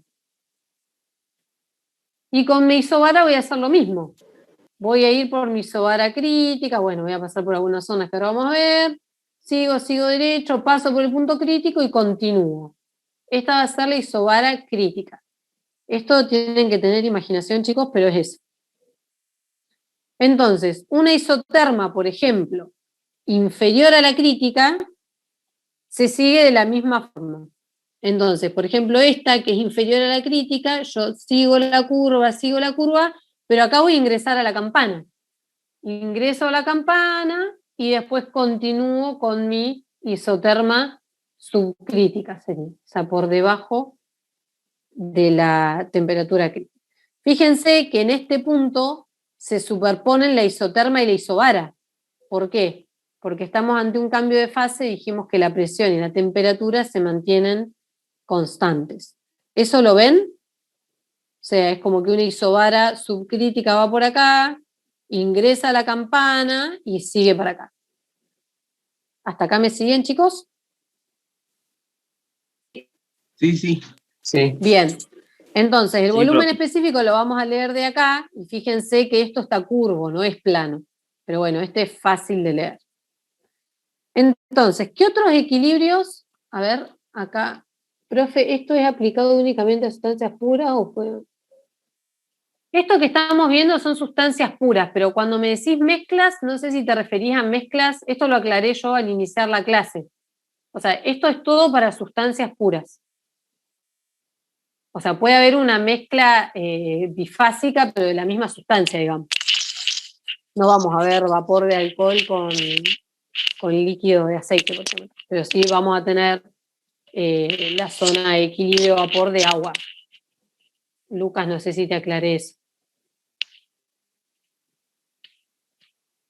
Bueno, entonces, ¿qué otras zonas de equilibrio vemos? Que alguien me diga.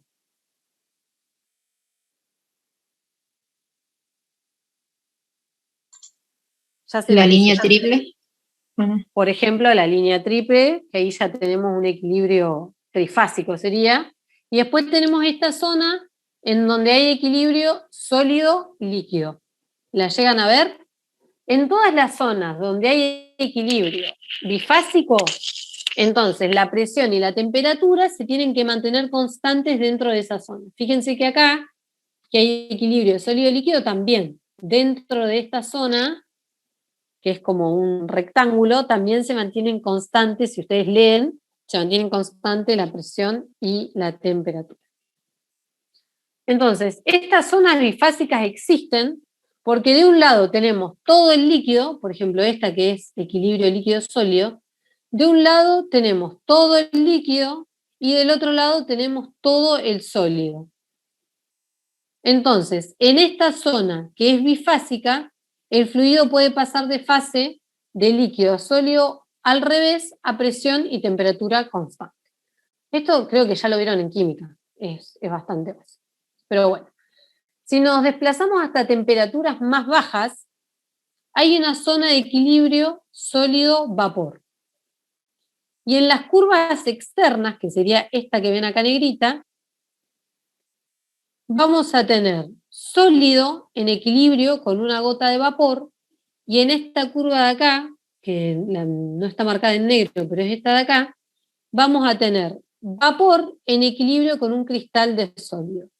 Y en esta línea que se define línea triple, vamos a tener los tres estados que están en equilibrio.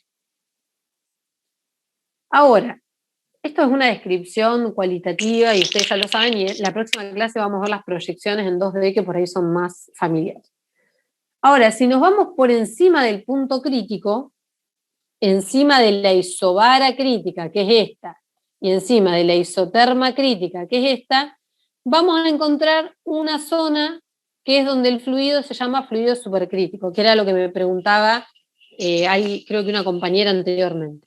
Por encima de la isobara crítica y por encima de la isoterma crítica, esta zona se define como la zona de fluidos supercríticos, que tienen características intermedias entre el líquido y el vapor, pero no son ni líquido ni vapor. ¿Está bien? En la zona donde la temperatura es mayor que la temperatura crítica, pero estamos por debajo de la isobara crítica, que sería toda esta región, es lo que nosotros llamamos zona de gas. Y esta zona de gas se encuentra alejada de la campana. Siempre van a ver, tal vez en petróleo más que en otras orientaciones, que se diferencia gas de vapor. ¿Por qué? Porque si nosotros hablamos de vapor, estamos hablando de una sustancia que se puede transformar en líquido. En cambio, cuando hablamos de gas, estamos hablando de una sustancia que está alejada de la zona bifásica, de la campana, y difícilmente la transformemos en líquido. O sea, no la vamos a transformar en líquido, sino que vamos a estar en un estado gaseoso. Entonces, creo que no sé qué hora es, ya estamos casi. Pero bueno, en esta filmina lo que veíamos era el mismo tipo de superficie para dos sustancias que presentan distinto comportamiento. En la superficie, por ejemplo, de la izquierda, vemos una sustancia que al solidificarse disminuye su volumen, y en la superficie de la derecha vemos una sustancia que al solidificarse aumenta su volumen. Y esto se ve con esta pendiente que hay acá,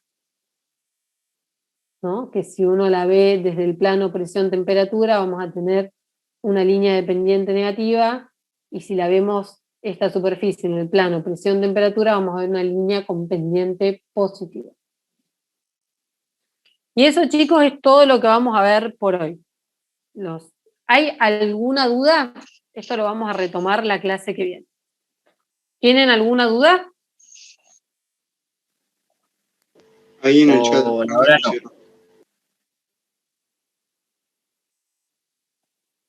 ¿No? Bueno. Entonces, los dejo y nos veremos entonces el próximo lunes a las Profe. 12. Sí. Ahí en el chat preguntaron si podemos llamar a gases a los vapores que no se pueden licuar. Podemos llamar gases a los vapores que no se pueden licuar. Sí, como les digo, el gas se llama cuando estamos alejados de esa zona de vapor. Y el vapor es cuando podemos transformar ese vapor en líquido. No sé si estás buscando una definición técnica o lo estás interpretando vos, pero sería correcto, digamos, si llamás a un gas es algo que no se puede o no está pensado para pasar a estado líquido. No sé si por ahí en ingeniería en petróleo ven alguna definición específica de lo que es gas, pero sé que se usa mucho, por ejemplo, en petróleo justamente con el gas, con lo que es el gas. ¿Hay alguna duda más, chicos?